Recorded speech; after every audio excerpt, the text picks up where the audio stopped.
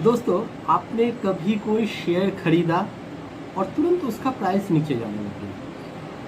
कभी कभी ऐसा भी होता है कि आपने कोई स्टॉक खरीदा नहीं, खरीदने का सोचा पर खरीदा नहीं, ठीक है बाद में खरीदेंगे, पर उसका प्राइस ऊपर जाने लग गया तो आप फोमो में आ गए कि फियर ऑफ मिसिंग आउट में आ गए, जिसको हम फोमो बोलते हैं कि या इसको अगर मैं खरीद लेता तो ये तो आज 5 रुपए का था, एक हफ्ते में 50 रुपए हो गया, मेरा तो पैसा इतना हो जाता, मैंने क्यों नहीं खरीदा। और कोई कोई खरीद लेता है तो नीचे आ जाता है, अपना सर पीटने लगता है, अपने लक को कोसने लगता है कि मैंने क्या गलती किया था कि मैं खरीदा और स्टॉक नीचे आने लग गया, मेरा लक ही खराब है। कुछ नहीं दोस्तों, ये लक खराब नहीं, ये स्टॉक मार्केट का नियम है कि जो स्टॉक ऊपर जाता है वो नीचे आएगा ही आएगा, थोड़ा बहुत, एकदम नीचे नहीं आएगा, नीचे आएगा। क्योंकि आप एक चीज़ समझिए कि अगर आप किसी बिजनेस में पैसा लगाते हैं और वहाँ पे आपको मुनाफा होता है तो आप क्या वो चीज़ होल्ड करके रखेंगे या बेच देंगे? ज़रूर बेच देंगे। कुछ बिजनेसमैन ऐसे होते हैं कि वो ज़्यादा टाइम तक होल्ड करते हैं, कुछ बिजनेसमैन ऐसे होते हैं कि वो छोटे टाइम फ्रेम तक होल्ड करते हैं। तो स्टॉक मार्केट में भी दोस्तों सिस्टम वही है। आपने कोई स्टॉक खरीदा, उसमें 5% 10% का प्रॉफिट आ गया आपको एक महीने में, तो आप सोच रहे हैं कि पैसे को मैं वहाँ पे होल्ड करवा के क्या करूँ, मैं पैसे को लिक्विड कर लेता हूँ, मैं सेल आउट कर देता हूँ, फिर मैं दूसरे किसी स्टॉक में जाऊँगा, दूसरा कोई स्टॉक खरीदूंगा। ये एक मेंटेलिटी होता है, ठीक है। और दूसरा मेंटेलिटी ये होता है कि मैंने ये स्टॉक खरीदा, ये स्टॉक मुझे 5 रुपए में मिल गया, तो ये 50 रुपए में आ गया, तो मैं इसको होल्ड करूंगा लंबे समय तक। वो लोग दोस्तों कंपाउंड ग्रोथ को समझते हैं, इसीलिए वो लंबे समय तक स्टॉक को होल्ड करना चाहते हैं। पर दोस्तों आज का टॉपिक ये नहीं है कि लंबे समय तक या शॉर्ट टाइम तक हम स्टॉक को होल्ड करें। आज का दोस्तों टॉपिक यह है कि स्टॉक का जो प्राइस है वो ऊपर या नीचे क्यों होता है, क्यों ऊपर नीचे जाता है दोस्तों। तो आज के वीडियो में इसी बारे में हम डिस्कस करने वाले हैं, और इस बारे में डिस्कस करने के लिए मैं बहुत सारा टॉपिक, इस रिलेटेड बहुत सारा टॉपिक मैंने अपने स्क्रीन पे एक साथ में इकट्ठा करके रखा हूं ताकि आपको समझाने में आसानी हो। तो चलिए दोस्तों स्क्रीन पे चलते हैं और वीडियो को समझते हैं दोस्तों। पर दोस्तों वीडियो को शुरू करने से पहले अगर आज आप मेरे चैनल पर नए आए हैं तो चैनल को सब्सक्राइब कर लीजिए, और साथ ही साथ दोस्तों बेल आइकन को भी दबाना मत भूलिएगा, क्योंकि स्टॉक मार्केट से रिलेटेड ऐसे ही वीडियो मैं रोज बनाता रहता हूँ।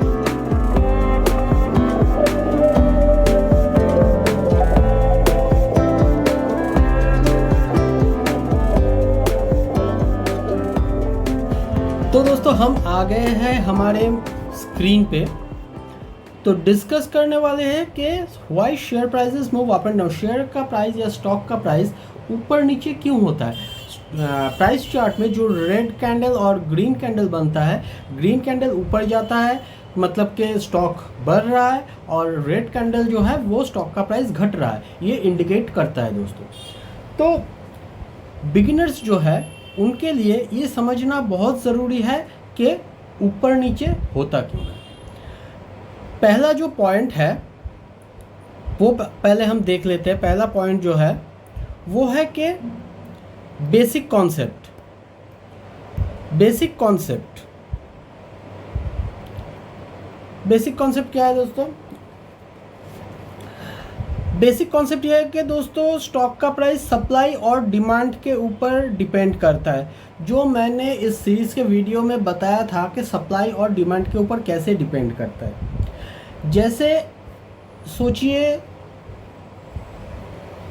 कोई एक प्रोडक्ट है जिसका मार्केट में सप्लाई बहुत ज़्यादा है, मतलब कि वो मैन्युफैक्चर जो है वो बहुत सारा वो प्रोडक्ट बना रहा है, पर मार्केट में उस जितना सेल होना चाहिए था या प्रोडक्ट को जितना बिकना चाहिए था उतना बिका नहीं, तो गोडाउन में प्रोडक्ट का भरमार पड़ा हुआ है, पर रिक्वायरमेंट या मतलब कि कस्टमर का जो फ्रीक्वेंटली डिमांड होता है वो कम हो गया है। तो क्या होगा दोस्तों, मैं यहाँ पे थोड़ा सा लिख देता हूँ। सप्लाई जो है वो ज़्यादा है और डिमांड अगर कम है तो स्टॉक का प्राइस दोस्तों नीचे जाएगा, ठीक है, मतलब कि रेड कैंडल बनेगा। आशा करता हूँ आप समझ गए इतना टॉपिक। और इसी का ठीक उल्टा है कि सप्लाई अगर कम है और डिमांड अगर ज़्यादा है तो स्टॉक का प्राइस दोस्तों ऊपर में जाएगा, मतलब कि ग्रीन कैंडल बनेगा, बढ़ने लगेगा, क्योंकि सब वो उस प्रोडक्ट को मांग रहे हैं पर मार्केट कस्टमर को उतना प्रोडक्ट देने के लिए रेडी नहीं है। तब जाके क्या होगा, सप्लाई के तुलना में सप्लाई के हिसाब से डिमांड बहुत ज़्यादा है तो उस प्रोडक्ट का जो प्राइसिंग है वो बढ़ने लग जाएगा। आशा करता हूँ आप समझ गए होंगे। ठीक है दोस्तों, अभी नीचे आते हैं। If more people want to buy stock and then sell it, price goes up. If more people want to sell it then buy, then price goes down. समझ गए दोस्तों जो मैं अभी बताया। In this tug of war determines the stock value every second in the stock market is open। ठीक है, मैं जो अभी अभी बताया ये वही पॉइंट्स है यहाँ पे। दूसरा जो पॉइंट है दोस्तों, कंपनी परफॉर्मेंस। कंपनी परफॉर्मेंस क्या है दोस्तों? Investor buy shares to own a part of company. आप जो शेयर खरीदते हो दोस्तों वो एक कंपनी का हिस्सा होता है जो आप खरीदते हो। अगर आप रिलायंस का शेयर खरीदते हो मतलब कि आप मुकेश अंबानी जी का पार्टनर हो सकता है वो 0.0000001% हो, फिर भी आप मुकेश अंबानी जी का पार्टनर है, क्योंकि रिलायंस का शेयर आपके पास अगर एक भी है तो आप रिलायंस कंपनी का ओनर हो। मतलब कि आप ओनर, मतलब कि मुकेश अंबानी जी का उनको हटा के आप ओनर बन गए, ऐसा नहीं है। अगर 1 लाख बंदा रिलायंस का 1 लाख शेयर खरीद ले तो वो 1 लाख बंदा ही रिलायंस का एक छोटे से पीस का ओनर बनता है दोस्तों। मतलब कि कंपनी का जो भी प्रॉफिट होगा, लॉस होगा, आपका भी हिस्सेदारी उसमें रहेगा। So naturally company profits, earning reports and growth potential affect to the stock price। तो दोस्तों स्टॉक, अगर आप किसी भी कंपनी का स्टॉक खरीदते हो तो उस कंपनी का अब जो भी प्रॉफिट रहता है, जो भी अर्निंग रिपोर्ट रहता है, ग्रोथ पोटेंशियल रहता है, वो दोस्तों स्टॉक का जो प्राइस है, ये तो आपको उतना समझाना नहीं है कि प्रॉफिट क्या है, अर्निंग रिपोर्ट क्या है, ग्रोथ पोटेंशियल क्या है। ये बहुत कुछ, मतलब कि बहुत कुछ पैरामीटर के ऊपर डिपेंड करता है। कंपनी का फ्यूचर प्लान वगैरह, कंपनी का जो इन्वेस्टमेंट है वो, जियोपॉलिटिकल सिचुएशंस वगैरह, बहुत कुछ रहता है। उसके ऊपर डिपेंड करके स्टॉक का प्राइस जो है वो ऊपर नीचे होता रहता है। कंपनी का परफॉर्मेंस, कंपनी बहुत अच्छा काम कर रहा है, कंपनी का सेल अच्छा जा रहा है, कंपनी में सारा कुछ जो है दोस्तों अच्छा हो रहा है, तो स्टॉक का प्राइस अपने आप ऊपर आना चालू हो जाता है दोस्तों। ठीक है, ये कंपनी परफॉर्मेंस के बारे में मैं बता दिया। अभी न्यूज़ और इवेंट, ये एक बहुत क्रूशियल पॉइंट है दोस्तों। न्यूज़ और इवेंट ये एक ऐसा पॉइंट है जो किसी भी स्टॉक को मतलब कि फर्श से लेके अर्श तक ले जा सकता है। और न्यूज़ अगर ख़राब हुआ तो वही स्टॉक कुछ ही घंटों के अंदर या कुछ ही दिनों के अंदर ऊपर से लेके नीचे तक भी आ सकता है। ये न्यूज़ इतना ज़्यादा इफेक्ट करता है एक स्टॉक के प्राइस के ऊपर। गुड और bad news can shake up stock prices instantly. मतलब कि कोई भी खराब खबर न्यूज़ या अच्छा न्यूज़ स्टॉक के प्राइस को इंस्टेंटली ऊपर या नीचे भगा देता है। जैसे दोस्तों कोई कंपनी ने कोई नया प्रोडक्ट लॉन्च किया है तो जो इन्वेस्टर है वो देखते हैं कि ये नया प्रोडक्ट कंपनी ने मार्केट में लॉन्च किया, अभी ये कंपनी का नया प्रोडक्ट मार्केट में बहुत चलेगा, छा जाएगा, बहुत लोग ये प्रोडक्ट खरीदेंगे, अच्छा प्रोडक्ट है तो कंपनी को भी अच्छा खासा प्रॉफिट मिलेगा, कंपनी का प्राइस भी ऊपर जाएगा। इन्वेस्टर लोगों का सोच ये होता है, तो इसी सोच के ऊपर बेस करके वो लोग स्टॉक, उसी कंपनी का स्टॉक खरीदना चालू कर देते हैं और स्टॉक का प्राइस जो है वो ऊपर में रॉकेट बन जाता है दोस्तों। समझ गए? इसी के ठीक ऑपोजिट में कंपनी का सीईओ ने कोई स्कैंडल किया है, इसका न्यूज़ बाहर में आ गया, किसी पैसे का घपला किया है या कोई भी स्कैंडल वगैरह, कुछ न्यूज़ वगैरह बाहर आ जाता है स्कैंडल का, या कुछ भी खराब न्यूज़, तो दोस्तों स्टॉक का प्राइस सडनली क्रैश होना चालू हो जाता है, नीचे आना चालू हो जाता है दोस्तों। ये आप सोच भी नहीं सकते हो कि एक छोटा सा न्यूज़ एक स्टॉक को कहाँ से कहाँ तक लेके जा सकता है दोस्तों। गवर्नमेंट पॉलिसीज़, ये दो, इसके ऊपर स्टॉक का प्राइस बहुत ज़्यादा डिपेंड करता है, क्योंकि किसी स्टॉक के ऊपर गवर्नमेंट मेहरबान हो गया तो उस स्टॉक को पीछे मुड़ के देखना नहीं पड़ता है, ठीक है। तो दोस्तों गवर्नमेंट पॉलिसी में कुछ चेंजेस होते हैं, जियो पॉलिटिकल टेंशन रहता है, जैसे अभी इंडिया पाकिस्तान का युद्ध चल रहा है, ऐसा कुछ जियो पॉलिटिकल सिचुएशन रहता है, जो इन्वेस्टर का जो सेंटीमेंट है उसको हाईली मतलब कि इफेक्ट करता है दोस्तों, हाईली इफेक्ट करता है, समझ गए दोस्तों। तो ये न्यूज़ और इवेंट का एक बहुत बड़ा योगदान रहता है स्टॉक का प्राइस ऊपर या नीचे होने के लिए। दोस्तों नीचे आते हैं मार्केट सेंटिमेंट। मार्केट सेंटिमेंट क्या है दोस्तों? Sometime it's not about number, it's about emotion. Emotion क्या है दोस्तों? किसी कंपनी को लेके आपके दिल में क्या ख्याल है कि हाँ ये कंपनी मुझे भाई बहुत अच्छा लगता है, इस कंपनी आगे चल के 1-2 साल में बहुत बड़ा रैली दिखाएगा, ये एक इमोशन होता है। और जैसे आपको मैं बताता हूँ इमोशन के बारे में अगर बात करता हूँ तो एक स्टॉक का नाम हमेशा दिमाग में आता है, टाटा का स्टॉक। रतन टाटा जी एक ऐसे इंसान थे जिनके नाम के साथ जुड़ा हुआ हर एक चीज़ अपने आप में एक इमोशन कैरी करता था। जैसे टाटा का जितना भी स्टॉक है, Tata power, Tata technologies, TCS, Tata Motors वगैरह सारा कुछ दोस्तों, टाटा का जितना भी स्टॉक है उसके साथ एक इमोशन जुड़ा हुआ है दोस्तों। मैं उसी इमोशन का बात कर रहा हूँ, उसी इमोशन के साथ मार्केट का सेंटिमेंट भी जुड़ा हुआ रहता है दोस्तों। When investor feel confident, we call it bullish market and prices rise।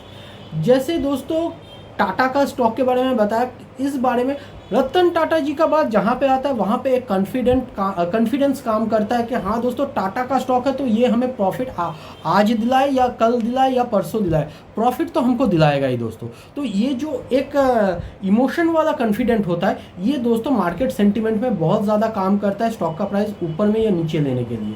अगर आपका इमोशन या रिटेल इन्वेस्टर का इमोशन स्टॉक को लेके एक अच्छा है तो वो उस स्टॉक का प्राइस बढ़ना तय है।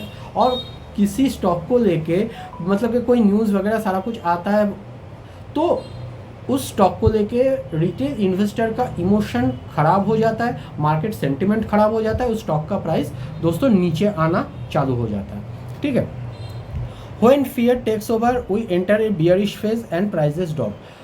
मतलब कि कोई ख़राब न्यूज़ के चलते रिटेल इन्वेस्टर में दोस्तों एक डर काम करता है कि कंपनी के बारे में ये ख़राब न्यूज़ आ गया, अरे भाई अभी तो इसका प्राइस नीचे चला जाएगा, क्योंकि हर किसी को पता है कि कंपनी का ख़राब न्यूज़ आ गया मतलब कि कंपनी अभी गिरने वाला है। तो दोस्तों यहाँ पे बेयरिश मार्केट में हम ख़राब न्यूज़ के चलते किसी भी स्टॉक के बेयरिश मार्केट में एंटर करते हैं दोस्तों, पर ये बहुत ज़्यादा टाइम तक मतलब कि होल्ड नहीं होता है। एक अच्छे कंपनी के बारे में अगर कुछ ख़राब न्यूज़ आता है तो उस स्टॉक का प्राइस नीचे आता है दोस्तों, पर वो नए इन्वेस्टर को एंट्री करने के लिए या जिनका इन्वेस्टमेंट ऑलरेडी उस स्टॉक में है उनको एवरेज करने के लिए, स्टॉक का प्राइस अगर आपको हाई प्राइस में आपका बाय किया हुआ है तो उसको एवरेज करने के लिए बहुत अच्छा एक मोमेंटम या टाइम देता है आपको, ठीक है दोस्तों। This is market sentiment driven by news, psychology and event rumours, जो मैं अभी बताया। तो ये भी हो गया दोस्तों। 5 नंबर पॉइंट है interest rate and inflation. Interest rate और इन्फ्लेशन क्या है दोस्तों? जैसे central bank like the RBI on the Fed set interest rate. जैसे दोस्तों फेड एक इंटरेस्ट रेट सेट कर, इंटरेस्ट रेट अगर बहुत ज़्यादा हो जाता है, बहुत सेट इंटरेस्ट रेट बहुत ज़्यादा सेट हो जाता है तो मार्केट सेंटिमेंट दोस्तों, मार्केट सेंटिमेंट, हाँ, इन्फ्लेशन के साथ भी मार्केट सेंटिमेंट जुड़ा हुआ है, ठीक है। तो इंटरेस्ट रेट अगर ज़्यादा होता है तो इन्फ्लेशन के चलते स्टॉक का जो प्राइस वगैरह है या मार्केट है वो गिरने लगता है। और इंटरेस्ट रेट अगर गवर्नमेंट नहीं बढ़ाता है, आरबीआई नहीं बढ़ाता है, फेड नहीं बढ़ाता है, तो दोस्तों मार्केट सेंटिमेंट अच्छा खासा रहता है कि नहीं, इसके ऊपर कोई एक्शन नहीं लिया गया, इंटरेस्ट रेट जो था वही है, तो इन्फ्लेशन रेट भी हमारे हिसाब से अभी ठीक है, तो दोस्तों मार्केट एक साइडवेज या बुल रेस में चला जाएगा। High rates make borrowing expensive, slowing down business and reducing profit, bad for stocks। अगर दोस्तों इंटरेस्ट रेट हाई होता है तो बोरोइंग एक्सपेंसिव हो जाता है, मतलब कि कोई भी, अगर आप बैंक से सोचिए 1 लाख का लोन ले रहे हैं और उसके ऊपर इंटरेस्ट रेट आपको देना पड़ता था 8% और बढ़ के हो गया 12%, तो आप क्या करोगे, आपका जो लोन वगैरह है वो तो कॉस्टली हो गया ना, तो आप उतना ज़्यादा लोन लोगे नहीं।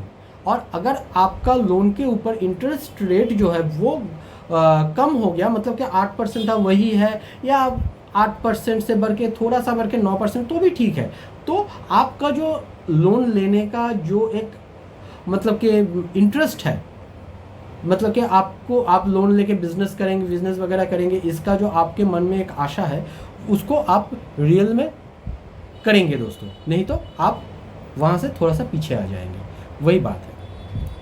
लो rate encourage growth and spending, good for stocks. जो मैं अभी अभी बताया कि इंटरेस्ट रेट कम हो जाएगा तो आपका ग्रोथ रेट, स्पेंडिंग कैपेसिटी, और ये स्टॉक के लिए भी गुड है, क्योंकि कंपनी ज़्यादा बैंक से ज़्यादा लोन ले पाएगा तो बिज़नेस को भी ज़्यादा एक्सपेंड कर पाएगा, और बिज़नेस ज़्यादा एक्सपेंड होगा तो प्रॉफिट ज़्यादा आएगा, और प्रॉफिट ज़्यादा आएगा तो स्टॉक का प्राइस ऊपर में जाएगा दोस्तों। Similarly rising inflation erodes purchasing power making investors cautious, ठीक है। ग्लोबल फैक्टर्स, ग्लोबल फैक्टर्स को समझते हैं दोस्तों। Stock market are connected. Stock market दोस्तों एक के साथ एक कनेक्टेड है।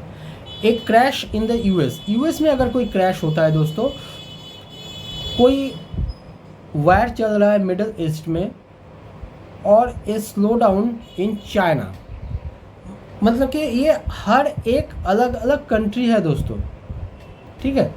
तो ये हर एक अलग अलग कंट्री है, अगर अलग अलग से इस तीनों या चारों देश में या कंट्री में कुछ भी चल रहा है, जियोपॉलिटिकल टेंशन वगैरह, सिचुएशन वगैरह जो भी चल रहा है, तो वो इंडियन मार्केट को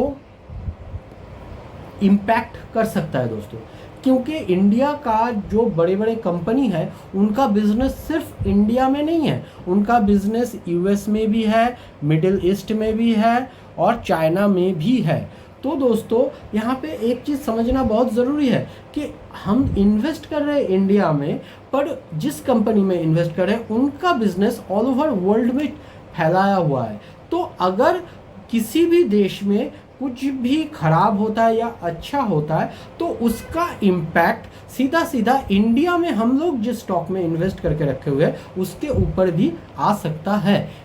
इसीलिए दोस्तों किसी भी स्टॉक में इन्वेस्टमेंट करने से पहले उसका एनालाइज करना, उसका बिजनेस को समझना, कहाँ कहाँ पे उसका बिजनेस फैला हुआ है, और अगर कुछ खराब नहीं होता तो उसका इम्पैक्ट इस स्टॉक के ऊपर क्या पड़ेगा, इसको समझ लेना बहुत ही ज़रूरी है दोस्तों। और ये सब चीज़ मैं इसलिए बता रहा हूँ कि बिगिनर्स जब स्टॉक मार्केट में अपना हार्ड अर्न मनी को इन्वेस्ट करेंगे तब ये सब फैक्टर को उनको पहले से समझना बहुत ज़रूरी है, तो आगे चल के वो पैनिक में ना आए, समझे। Technical factor, many traders use technical analysis looking at charts, trends, support and resistance levels to make decisions. तो दोस्तों स्टॉक मार्केट में ये जो कुछ चीज़ मैंने बताया टेक्निकल एनालिसिस के अंदर, जैसे chart, trend, support, resistance, levels, इनको देख के बहुत सारे ट्रेडर्स वगैरह जो है, इन्वेस्टर वगैरह जो है, वो दोस्तों एक डिसीजन लेते हैं कि हाँ हमें इन्वेस्ट करना चाहिए या नहीं। अगर दोस्तों चार्ट में उनको स्टॉक में ग्रोथ दिख रहा है या बुलिश पैटर्न दिख रहा है तो वो इन्वेस्ट करेंगे। अगर दोस्तों स्टॉक में कोई बियरिश पैटर्न दिख रहा है तो इन्वेस्टर जो है वो इन्वेस्ट नहीं करेंगे। पर स्टॉक का प्राइस ऊपर में जाए या नीचे में आए, जो ऑप्शन बायर्स है वो दोस्तों या इंट्राडे ट्रेडर्स है वो दोस्तों इन्वेस्ट ज़रूर करते हैं, क्योंकि उनको ऊपर जाने से भी प्रॉफिट होता है, नीचे आने से भी प्रॉफिट होता है दोस्तों। ठीक है, तो आप इतना तक तो आप समझ गए होंगे कि स्टॉक का प्राइस दोस्तों नीचे क्यों आता है या ऊपर में क्यों जाता है। क्यों नीचे आने के लिए भी market sentiment, global factor, technical पे बहुत सारा कुछ काम करता है, और ऊपर जाने के लिए भी मार्केट सेंटिमेंट एक बहुत बड़ा काम करता है दोस्तों। अभी दोस्तों आते हैं सबसे बड़े चीज़ के ऊपर, जो है FII और DII एक्टिविटी। दोस्तों मार्केट में जो बड़े इन्वेस्टर बोल के हम सुनते हैं वो FII और DII है। FII और DII का मतलब क्या है? फॉरेन इन्वेस्टर मतलब कि FII, और DII मतलब डोमेस्टिक इन्वेस्टर, मतलब कि इंडिया के अंदर वाले जो बैंक्स वगैरह या फाइनेंशियल इंस्टीट्यूशंस वगैरह है वो दोस्तों DII के कैटेगरी में आता है। और फॉरेन इन्वेस्टर मतलब फॉरेन में जो बैंक्स वगैरह सारा बड़े बड़े इन्वेस्टर, फाइनेंशियल इंस्टीट्यूशंस वगैरह बैठे हुए हैं वो दोस्तों FII के अंदर आते हैं। वो ये FII और DII दोस्तों अरबों करोड़ों रुपए स्टॉक मार्केट में इन्वेस्ट करते हैं। जब इनका इन्वेस्टमेंट, अच्छा खासा इन्वेस्टमेंट स्टॉक मार्केट में आता है, मतलब कि ये लोग जब बहुत ज़्यादा इन्वेस्ट करते रहते हैं तब स्टॉक का प्राइस भी ऊपर में जाने लगता है। और इनका जब इन्वेस्टमेंट नीचे आने लगता है, मतलब कि ये लोग बेच के जब स्टॉक से प्रॉफिट निकालने लगते हैं, मतलब सोचिए कि किसी दिन एक मतलब कि वीकडे, जिस दिन में ट्रेडिंग या स्टॉक मार्केट खुला हुआ है, उस दिन में किसी FII और DII का सेलिंग सोचिए 2000 करोड़ का रहा, पर उन्होंने बाई किया 1000 करोड़ का। तो क्या हुआ, 1000 करोड़ का जो है उन्होंने सेल कर दिया। 2000 करोड़ में से 1000 करोड़ का उन्होंने बाई किया और 2000 करोड़ का सेल किया। तो 1000 अगर बाइंग जो प्राइस है वो उसको हम सेलिंग प्राइस से माइनस कर दे तो 1000 रुपये उनका अभी भी सेल में लॉस में, मार्केट लॉस में है। तो क्या होगा, स्टॉक का प्राइस दोस्तों नीचे आ जाएगा। और किसी दिन अगर उन्होंने 2000 करोड़ का सेल कर दिया और 3000 रुपये का बाइंग कर दिया, तो क्या होगा दोस्तों, स्टॉक मार्केट ऊपर में जाएगा, क्योंकि दोस्तों उन्होंने 1000 करोड़ का बाइंग किया है सेलिंग के अगेंस्ट में। ठीक है, तो ये होता है FII और DI का एक्टिविटी। तो यहाँ पे थोड़ा सा देख लेते हैं points. Big players like foreign institution investor, FII and domestic institution investors have deep pockets. Deep pocket मतलब उनके पास बहुत ज़्यादा, उनका पॉकेट बहुत बड़ा है, उनके पास बहुत ज़्यादा पैसा है जो हमारे पास नहीं है दोस्तों। Their buying or selling activity can significantly affect share prices, especially in emerging markets like India. यहाँ पे जो मैंने बताया वही डाला हुआ है कि FII और DII की इन्वेस्टमेंट और बाइंग के ऊपर इंडिया का जो मार्केट है, स्टॉक मार्केट, वो बहुत ज़्यादा इफेक्ट होता है। अभी दोस्तों कुछ लेटेस्ट टेक्नोलॉजीज़ के ऊपर आते हैं। Algorithm and high frequency trading. ये दोस्तों स्टॉक मार्केट का प्राइस ऊपर या नीचे जाने में एक महत्वपूर्ण भूमिका निभाता है, क्योंकि दोस्तों कि एल्गोरिथम जो है वो एक मतलब कि ऑटोमेटेड प्रोसेस है, ऑटोमेटेड प्रोग्राम है, जो दोस्तों अभी फ़िलहाल इन्वेस्टर में बहुत ज़्यादा पॉपुलर हो गया है। ये क्या होता है, ये खुद से एल्गोरिथम इन्वेस्टमेंट, अगर कोई ऑटोमेटेड एल्गोरिथम इन्वेस्टमेंट करता है तो उन इन्वेस्टर को, या रिटेल इन्वेस्टर हो या फॉरेन इन्वेस्टर हो, जो भी हो, उनको खुद से कुछ नहीं करना पड़ता है। वो एक एल्गोरिथम मतलब कि एक प्रोग्राम को सेट कर देते, वही उस स्टॉक को या स्टॉक मार्केट को एनालाइज करता है, किस स्टॉक में इन्वेस्ट करना है, कितना इन्वेस्ट करना है, कब तक होल्ड करना है, कब सेल करना है, वो सारा कुछ दोस्तों ये ऑटोमेटेड प्रोग्राम खुद से करता है और खुद से बाई सेलिंग करता रहता है। तो दोस्तों ये एक मतलब कि हाई फ्रीक्वेंसी ट्रेडिंग चलता रहता है, हाई फ्रीक्वेंसी इन्वेस्टमेंट और ट्रेडिंग चलता रहता है। क्यों दोस्तों? क्योंकि ये फ्रीक्वेंटली बाइंग और सेलिंग करता रहता है।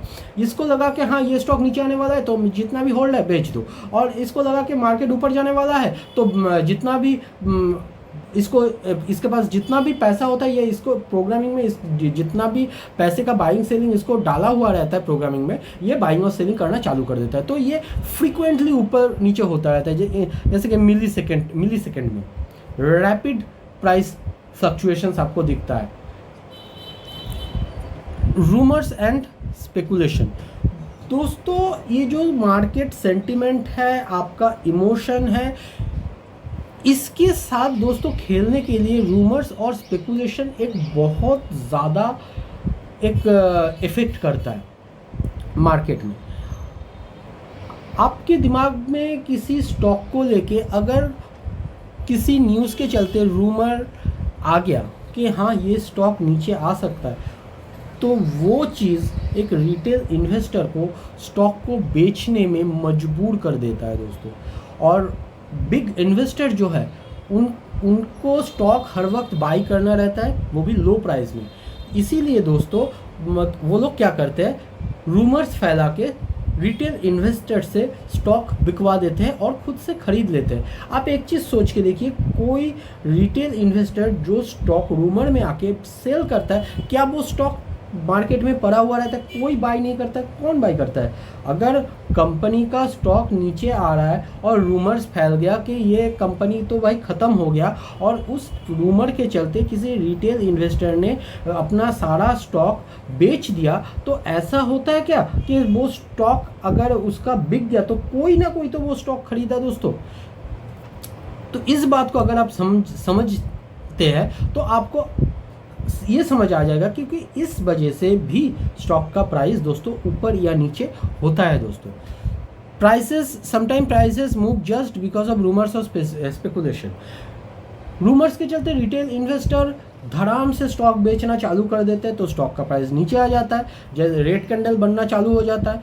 और किसी रूमर और स्पेकुलेशन के चलते मतलब कि इस कंपनी आज 5 रुपए का है, ये कंपनी नया ये प्रोडक्ट वो प्रोडक्ट इसका ये एक्सपेंशन होगा, इसका ये फ्यूचर प्लान्स वगैरह है, कंपनी ने ये अनाउंस कर दिया है, ये रूमर स्पेकुलेशन फैल गया सारे मार्केट में। रिटेल इन्वेस्टर सोच ले भैया आज तो ये स्टॉक 5 रुपए में है, 2-4-10 दिन बाद या 1 महीने 2 महीने के अंदर ये स्टॉक भाई 5 रुपए से 500 रुपए हो जाएगा। और न्यूज़ वगैरह ऐसे ही फैलता है कि मतलब कि रिटेल इन्वेस्टर बंदे फंस जाते हैं। वो लोग सोचते हैं, हम जैसे रिटेल इन्वेस्टर, मैं भी रिटेल इन्वेस्टर हूँ, सोचते हैं कि भैया कुछ तो बड़ा होने वाला है तो हमको खरीदना है स्टॉक, तो वो सारा कुछ छोड़ छाड़ के वो स्टॉक खरीद लेते हैं दोस्तों। और स्टॉक का प्राइस क्या होता है, ऊपर में चला जाता है। और ऊपर में जाने के बाद दोस्तों उनको जब पता लगता है कि हम तो भाई बुरा फंस गए, तो कुछ रिटेल इन्वेस्टर इसको होल्ड कर लेते हैं और बाद में जाके उसको एवरेज करना चालू करते हैं। और कुछ रिटेल इन्वेस्टर थोड़ा बहुत लॉस बुक करके उस स्टॉक से निकल आते हैं। और जब रिटेल इन्वेस्टर इस स्टॉक को बेचना चालू करते हैं, तब दोस्तों बनता है रेड कैंडल, जहां पे हम देखते हैं कि स्टॉक का प्राइस नीचे आ रहा है। तो ये दोस्तों सारा पॉइंट रहा। अभी दोस्तों यहाँ पे एक कंक्लूशन पे आते हैं। कंक्लूशन क्या है? So next time a stock moves sharply ask yourself. Sharply मतलब कोई स्टॉक का प्राइस ऊपर जा रहा है या कोई स्टॉक का प्राइस नीचे आ रहा है, तो क्या ये इसके पीछे कोई कंपनी का न्यूज़ है? किसी भी स्टॉक का प्राइस ऊपर जा रहा है या किसी भी स्टॉक का प्राइस नीचे आ रहा है, तो आपके दिमाग में पहले ये आना बहुत ही ज़रूरी है कुछ क्वेश्चंस। पहला क्वेश्चन क्या है? क्या ये उस कंपनी से कुछ न्यूज़ बाहर में आया है, कुछ न्यूज़ लीक आउट हुआ है या कुछ न्यूज़ मार्केट में फैलना चालू हुआ है जिससे इस स्टॉक का प्राइस ऊपर में जा रहा है या नीचे आ रहा है? ठीक है। दूसरा है मार्केट सेंटिमेंट। इस स्टॉक को लेके मार्केट सेंटिमेंट क्या है दोस्तों, इस स्टॉक के बारे में मार्केट के जो FII है, DII है, एनालाइजर वगैरह है, जो लोग फंडामेंटल एनालाइज करते हैं वो लोग, और रिटेल इन्वेस्टर इस स्टॉक के बारे में क्या सोच रहे हैं, इनका भी बहुत सारा वोटिंग वगैरह बहुत सारे वेबसाइट में होता रहता है। तो आप वहाँ पे भी जाके चेक कर सकते हैं, तो आपको समझ में आएगा कि स्टॉक का प्राइस ऊपर या नीचे क्यों हो रहा है, और हो रहा है तो क्या न्यूज़ आया वो भी आपको देखना चाहिए। तीसरा है दोस्तों big players moving money. Big players moving money मतलब FII और DI फॉरेन इन्वेस्टर या जो रिटेल इन्वेस्टर है वो अपना पैसा मार्केट में डाल रहे हैं या मार्केट से निकाल के बाहर कर रहे हैं, मतलब कि सेल कर रहे हैं या बाई कर रहे हैं। अगर दोस्तों वो लोग बाई कर रहे हैं तो ऊपर में जा रहा है, सेल कर रहे हैं तो नीचे आ रहा है। तो ये कुछ क्वेश्चंस वगैरह है जो अगर स्टॉक का प्राइस आप देखते हैं कि ऊपर या नीचे हो रहा है, तो इस 3 क्वेश्चंस को आपको देखना बहुत ही ज़रूरी है। तो आपको आपके दिमाग में जो आंसर है वो आपको मिल जाएगा दोस्तों। यहाँ पे दोस्तों लास्ट में मैं एक चीज़ बोल देता हूँ, stock prices are influenced by web of factors, not just one. The more you understand them, the better decisions you will make an investor. अगर दोस्तों आप इन्वेस्टर बनना चाहते हैं तो वेब में मतलब कि इंटरनेट पे जो भी फैक्टर, न्यूज़ वगैरह, सेंटिमेंट वगैरह, रूमर्स, स्पेकुलेशन, इमोशंस वगैरह जो भी इंटरनेट पे चल रहा है उसमें से किसी एक चीज़ को देख के आपको डिसीजन लेना नहीं है। आपको उसको एनालाइज करना है, न्यूज़ वगैरह को अंडरस्टैंड करना है, फिर दोस्तों उस सारा न्यूज़ वगैरह, इमोशंस वगैरह, रूमर, स्पेकुलेशन सारा कुछ देख के आपको डिसीजन लेना है कि इस स्टॉक में आपको इन्वेस्टमेंट करना है और या नहीं। अगर इन्वेस्टमेंट करना है तो क्या सही टाइम रहेगा आपके इन्वेस्टमेंट के लिए। पर दोस्तों अगर आप स्टॉक का प्राइस ऊपर या नीचे देख के इन्वेस्टमेंट का कोई भी डिसीजन लेते हैं तो मैं बोलूँगा एक बार आपका जो अपना फाइनेंशियल एडवाइज़र है उनके साथ डिस्कस कर लीजिए, तो वो आपको अच्छे से बता पाएंगे कि आपको किस स्टॉक में कब कहाँ इन्वेस्टमेंट करना है दोस्तों। तो आशा करता हूँ वीडियो आपको अच्छा लगा होगा। तो इतना ही दोस्तों। तो दोस्तों पूरे वीडियो को देखने के बाद शायद आपको समझ में आ गया होगा कि बिगिनर्स, अगर आप बिगिनर हैं तो आप अपना इन्वेस्टमेंट जर्नी या ट्रेडिंग जर्नी कैसे स्टार्ट करेंगे। अगर आपके दिमाग में अपना इन्वेस्टमेंट या ट्रेडिंग को लेके कुछ भी क्वेश्चंस है, क्योंकि ये आपका हार्ड अर्न मनी जो है वो आप इन्वेस्ट करने वाले हैं, तो उसको लेके कुछ भी क्वेश्चंस वगैरह है तो नीचे कमेंट बॉक्स में जरूर कमेंट कीजिएगा। तो मैं आपका जो भी क्वेश्चंस होगा उसका आंसर देने का ट्राई करूंगा दोस्तों। तो दोस्तों वीडियो अगर अच्छा लगा है तो वीडियो को लाइक और शेयर जरूर कर दीजिएगा और चैनल को भी सब्सक्राइब कर लीजिएगा। तो मिलते हैं और एक नए वीडियो के साथ। आज के लिए इतना ही। जय हिंद, वंदे मातरम।